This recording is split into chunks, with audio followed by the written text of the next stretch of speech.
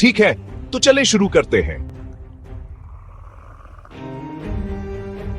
गहरे नीले समंदर में दो बड़े समुद्री जानवर राज करते हैं, पायलट व्हेल और कातिल व्हेल। लेकिन अगर ये समंदर के बादशाह कभी आमने सामने आ जाएं, तो कौन जीतेगा? पहले बात करते हैं पायलट व्हेल की। नाम से धोखा मत खाइएगा।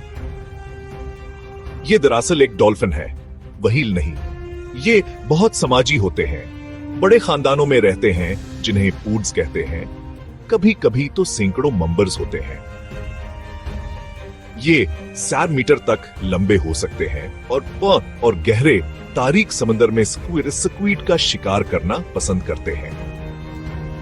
लेकिन फिर है कातिल व्हेल, जिसे ऑर्का भी कहते हैं। ये तो असली चीज है, तेज, होशियार और बहुत ताकतवर। कातिल व्हेल भी ग्रुप्स में शिकार करते हैं, लेकिन ये सबसे ऊपर के शिकारी हैं। मतलब तकरीबन कोई भी उनका शिकार नहीं करता।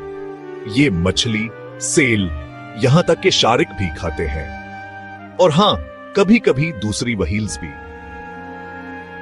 तो क्या होता है अगर ये आमने सामने आ जाएं?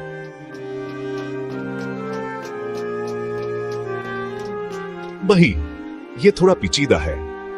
कातिल व्हेल बड़े होते हैं, 9 मीटर तक पहुंच सकते हैं और ये कहीं ज्यादा जारहाना होते हैं। लेकिन पायलट व्हेल भी कम नहीं। दरअसल ऐसे नायाब लम्हात भी आए हैं जहां पायलट व्हेल ने ऑर्काज को भगा दिया, खास तौर पर जब वो अपने बच्चों की हिफाजत कर रहे हों। फिर भी अगर असली लड़ाई हो, मेरी शर्त कातिल व्हेल पर है।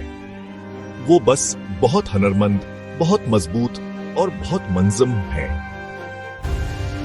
लेकिन फितरत में हमेशा लड़ाई की बात नहीं होती। कभी कभी ये इज्जत की बात होती है और ये जानने की कि कब तैर कर दूर हो जाना है।